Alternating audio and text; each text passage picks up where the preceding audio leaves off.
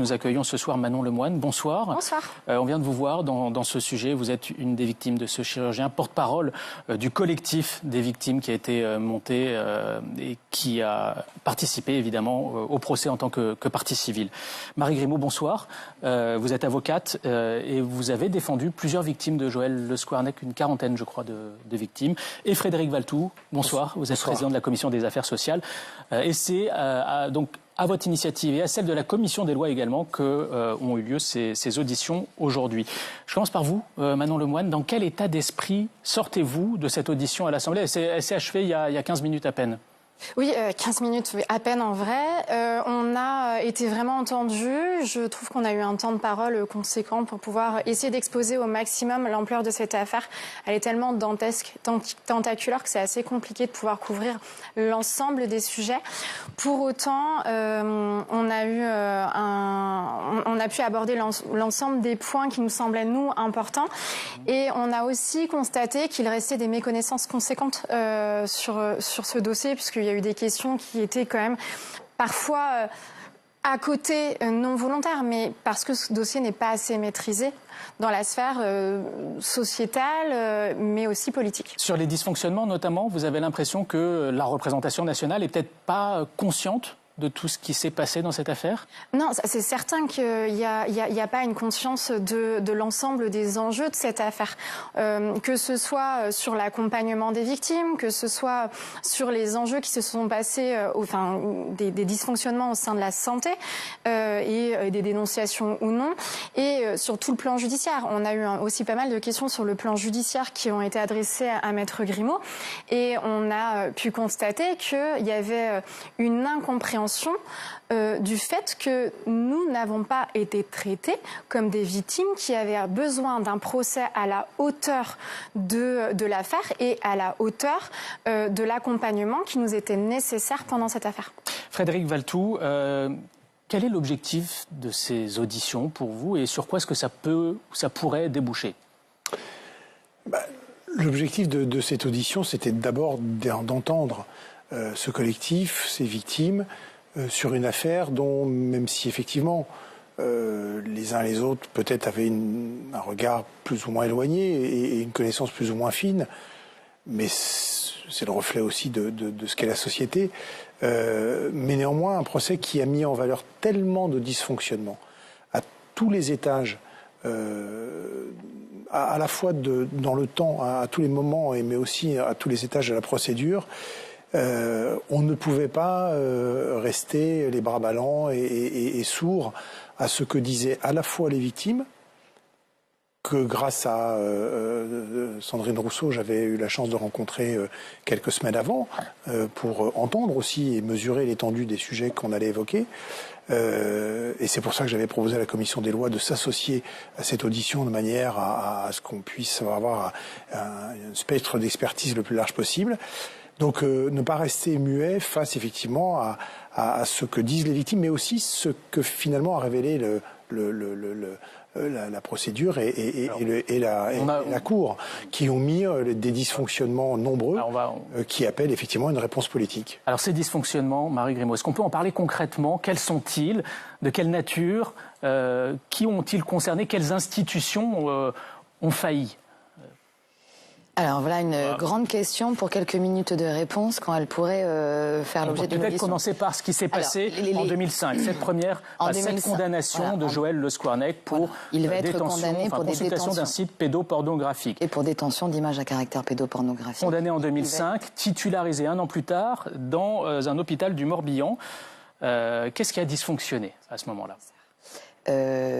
Déjà, il y a des dysfonctionnements judiciaires, c'est-à-dire que vous partez de cette première condamnation, c'est 4 mois avec sursis, pas d'obligation de soins, pas d'interdiction d'exercer auprès de mineurs, c'est-à-dire que l'arsenal juridique existant n'a pas été mobilisé sur le cas de monsieur Le Squarnec. Il va y avoir après des dysfonctionnements sur la chaîne, je dirais, médicale, des instances ordinales, puisque monsieur Le Squarnec lui-même va déclarer sa condamnation auprès de plusieurs instances. Elles ne vont pas s'en emparer. Il va y avoir un problème de communication aussi entre les différents hôpitaux. Et puis un refus net de prendre la responsabilité d'une décision qui viendrait radier M. Le Squarnec, qui viendrait l'empêcher finalement à pouvoir exercer. Et aujourd'hui, on assiste quand même par voie de médias, à un joli ping-pong entre l'Ordre national des médecins et les ordres départementaux. Après, excusez-moi, dysfonctionnement, je dirais, sociétal, dans le sens où il y avait quand même une responsabilité de la société dans l'accompagnement, dans le soutien à apporter à l'ensemble de ces victimes. Et là aussi, des mécanismes existants qui ont dysfonctionné, qui n'ont pas eu, je dirais, toute la compréhension de ce dont ces personnes avaient besoin avant, pendant et après ce procès. Manon Lemoine, on vous a entendu dans le sujet devant les députés. Vous en voulez beaucoup à l'Ordre national des médecins. Pourquoi? Qu'est-ce qui s'est passé exactement à l'époque de la condamnation de 2005 de Joël Le Squarnec? Alors, j'en veux pas beaucoup à l'Ordre national des médecins. Je suis désolée de vous contredire. D'une, parce que c'est pas eux que j'ai mis notamment en tort tout à l'heure à l'Assemblée. Et de deux, c'est juste parce que je portais le volet santé sur les personnes qu'on représentait. Donc, j'ai parlé de tous ces dysfonctionnements. J'en veux à Monsieur Le Squarnec déjà dans un premier temps, puisque c'est lui qui a eu ces actes. Et après, Maître Grimaud le disait, mais il y a d'autres choses que je reproche. C'est juste que je les portais pas. Et on a décidé aussi de faire un travail collectif, puisque c'est le propre de notre collectif.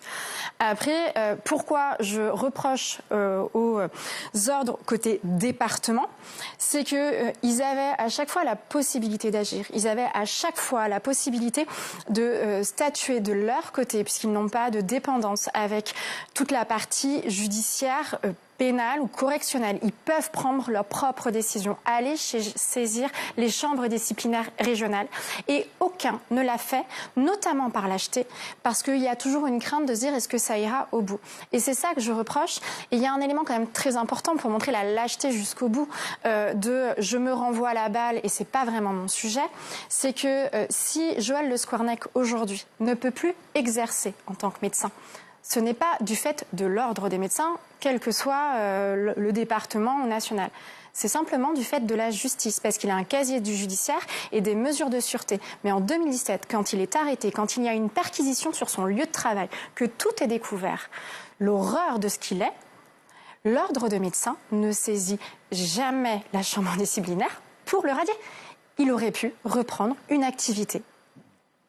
Il y a toute une question, tout un enjeu aussi autour du casier judiciaire. Déjà le temps, le délai d'inscription de la condamnation au casier judiciaire. Et puis il y a la question de l'accès à ce casier judiciaire, notamment pour les hôpitaux quand ils recrutent leur personnel, que ce soit personnel médical, soignant.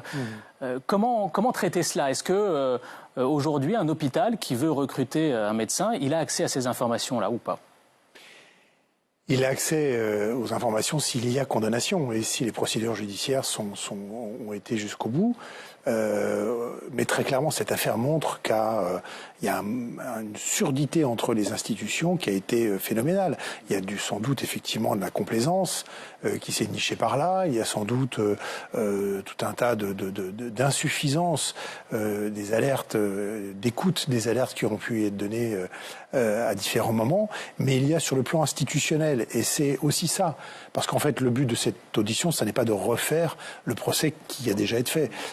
Qui s'est tenu. C'est pas évidemment la mission du législateur. Par contre, la mission du législateur, c'est d'écouter ce qu'un drame comme celui-là dit de l'état de la société, des dysfonctionnements institutionnels, administratifs, éthiques, ordinaux, et qu'on puisse effectivement voir quelle c'est la conséquence, parce que... Mais par exemple, il faut qu'il y ait une obligation de consulter le casier judiciaire avant de recruter quelqu'un à l'hôpital, vous pensez? On va voir quelles sont les mesures à tirer de tout ça. On a très envie, tous, les députés qui avons assisté à cet après-midi d'audition, d'aller plus loin, d'entendre effectivement ce que les institutions ont à dire aussi, de leur propre responsabilité, pas les personnes elles-mêmes qui ont participé liées au drame, parce que ça, elles ont été entendues par la Cour. Mais par contre, ce que l'ordre national, ce que les hôpitaux, de manière structurelle, ce que le ministère de la Santé, ce que les agences régionales de santé, donc vous allez poursuivre ces auditions? Certainement, on va poursuivre ces auditions. On va tirer le fil de tout ce que cette affaire révèle pour essayer autant que possible qu'elle ne puisse pas se reproduire et de créer les conditions, effectivement, d'un partage d'informations qui soit plus clair, plus net, plus établi, d'écoute qui permettent des alertes mieux prises en compte. Tout ça, c'est un travail qu'on va effectivement démarrer. Le temps, c'était cet après-midi, mais il annonce d'autres temps. Marie Grimaud, cette affaire elle a une dimension vraiment inédite en France. Plus de 300 personnes victimes de viols, d'agressions sexuelles, dont beaucoup d'enfants. Ça soulève des questions notamment sur l'adaptation de l'échelle des peines. Est-ce qu'il faut prévoir une peine plus lourde quand une personne accusée cumule autant de circonstances aggravantes que Joël Le Squarnec, donc crime sexuel sur mineur, utilisation de son autorité en tant que médecin, et puis l'ampleur de cette affaire, plus de 300 victimes? La réponse me paraît évidente, sans y mettre de la morale dedans, puisque lorsque vous êtes auteur d'un vol et que plusieurs circonstances aggravantes sont présentes, vous avez une échelle de peine qui augmente. Quand vous êtes auteur de violence, pareil, notre code le prévoit. Donc quelle est la logique de ne pas le prévoir pour un auteur d'infraction sexuelle? Il y a eu un impensé, là, à mon avis, du législateur. Aujourd'hui, quand il y a un cumul de circonstances aggravantes, ça signifie donc une gravité importante de l'acte, mais surtout un élément de dangerosité de l'auteur de ces infractions-là, et il faut augmenter le quantum.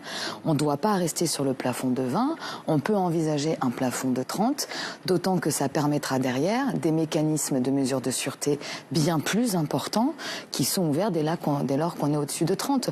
On n'est quand même pas... ce cumul, il est déjà existant. On ne pourrait pas craindre, je dirais, que le Conseil constitutionnel vienne invalider cela, puisque notre code le permet déjà. Donc je pense que le mécanisme, notamment au niveau de la commission des lois, ne devrait pas être très compliqué à trouver.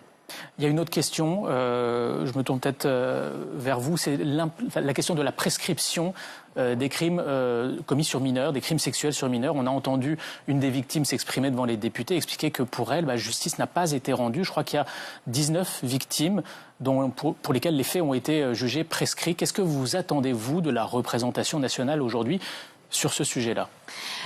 Nous, on attend que les personnes, que l'ensemble de nos élus se rendent compte qu'on ne peut pas faire de concurrence entre les victimes. C'est une violence inouïe de voir un procès qui a lieu et de se dire je ne peux pas, moi, avoir ce statut, cette validation pour permettre une reconstruction. Alexandra a pu assister au procès parce que des images pédopornographiques de Joël Le Squarnec avaient été prises d'elle enfant. Donc c'est ce qui lui a permis d'entrer dans ce dossier. Mais autrement, elle n'aurait pas pu. Elle n'a été donc que simple témoin. Et c'est d'une violence inouïe de dire vous êtes témoin et vous êtes victime. En termes de réparation aussi, en termes indemnitaires derrière. Nous, on a au sein du collectif des personnes qui ont vécu cette prescription au sein du volet 1 ou du volet 2. Chacune nous fait état de cette violence.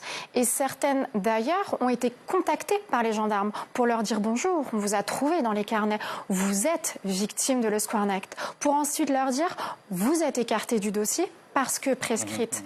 Et là, eux, ils en ont pour perpète, dans tous les cas, sur leur reconstruction, sur les mots, sur la difficulté d'évoluer, d'évaluer aussi qu'est-ce qui ressort de ces violences ou non. Il n'y a pas l'accompagnement derrière. C'est pas normal qu'on crée cette concurrence victimaire sur des crimes aussi graves. Frédéric Valletoux, là on est sur deux sujets qui concernent plus la commission des lois que votre commission des affaires sociales, mais vous... comment vous réagissez à ce que vous entendez là? J'entends, je réagis, je suis conforté dans l'idée que ce soit bien via la commission des lois ou via la commission des affaires sociales, les deux choses étant liées, on puisse avancer sur ce sujet. Enfin, notre société est peut-être passée au moment du procès sur la compréhension de ce qu'était cette affaire. Très certainement. Et tous nous, partie prenante, étant responsables politiques, les médias sans doute aussi, etc. Comment vous l'expliquez cela? Parce que c'est vrai qu'il y a eu ce procès très médiatisé autour de Gisèle Pelicot. Oui, bien sûr. Et là, on a une affaire d'une ampleur énorme. Et c'est vrai qu'elle n'a pas eu le même écho. Justement, c'est pas parce qu'elle était d'une ampleur énorme qu'elle était compliquée peut-être à appréhender. Pardon, mais le nombre des victimes, le temps pendant lequel tout ça s'est écoulé, le fait que ça concerne d'abord des enfants, le fait que ça concerne un médecin, une blouse blanche, ça fait beaucoup de tabous, là. Ça fait beaucoup de tabous mis dans le même saladier, pardon de l'expression. Oui, c'est ça. Mais ça fait beaucoup de tabous mis dans le checker. Et donc, c'est vrai que à l'arrivée, je pense qu'on est collectivement passé à côté de ce que cette affaire dit de la société, de ses dysfonctionnements. Et donc, il nous revient vraiment, et je le dis avec beaucoup de sérieux, il nous revient maintenant de faire ce travail, voilà, parce que c'est notre responsabilité. Et sincèrement, je pense qu'on ouvre un couvercle qui va révéler, derrière la nécessité d'aller assez loin. Et ça ne sera pas qu'une disposition de la loi. Il va falloir qu'on travaille avec les institutions pour veiller aussi à ce qu'elles-mêmes puissent se réformer. Il y a des choses qui vont ressortir de la loi, mais tout ne ressort pas de la loi. Il y a aussi des pratiques.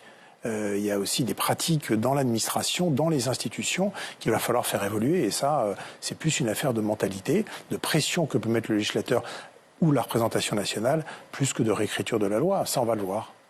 Marie Grimaud, vous êtes spécialisée en tant qu'avocate dans la protection de l'enfance. Vous êtes d'accord avec ce que vient de dire Frédéric Valletoux sur les raisons peut-être qui peuvent expliquer pourquoi on n'a pas autant parlé de ce procès qu'il aurait fallu le faire? Il y avait trop de tabous là-dedans? Oui, je suis plutôt d'accord avec cette analyse-là. Mais finalement, tous les procès où on parle de pédocriminalité sont invisibilisés dans notre société. Ce ne sont pas les mêmes mouvements. On a le mouvement féministe qui est extrêmement important, qui ne touche quand même pas encore, je dirais, la question des enfants. C'est compliqué d'avoir un visage d'enfant dans la presse. Des femmes peuvent incarner, et c'est aussi ce qu'incarne Manon, mais Gabriel aussi, mais avec des visages d'adultes. Donc c'est tout ça qui est compliqué. Moi, ça fait 15 ans que je suis dans cette malheureuse spécialité. Des commissions d'enquête, j'en ai vu passer. Des auditions, j'en ai eu. Mais je crois qu'il y a quelque chose qui change aujourd'hui. C'est-à-dire qu'il y a une forme de culpabilité. Moi, je ressens beaucoup de culpabilité chez nos représentants de pas avoir compris ce qui est en train de se jouer dans ce procès. Alors ça a pris beaucoup d'énergie pour le collectif, c'est extraordinaire ce qu'ils font, mais je crois que vous avez tous un sentiment de culpabilité. Et c'est parfois ce sentiment-là qui fait que les choses peuvent changer, qu'elles peuvent basculer. Et jusqu'à aujourd'hui, il n'y avait pas autant de responsabilité. Alors le mot est peut-être fort, hein, mais moi je le sens dans les médias. Frédéric Valletoux, je crois que ça vous fait réagir. Non, le mot me choque pas. Sincèrement, le mot me choque pas. Je le prends, le mot me choque pas. À côté de ça, il y a le temps de la justice, et vous savez que nous, on ne peut intervenir qu'en dehors du temps de la justice. C'est-à-dire que on peut pas pendant l'enquête, pendant l'investigation, pendant le temps de la justice. Si vous le faites sur Bétarame. Ah ben, enfin, nous, il y a eu plusieurs commissions d'enquête avec un temps judiciaire en même temps. Regardez, il y a une grande différence là.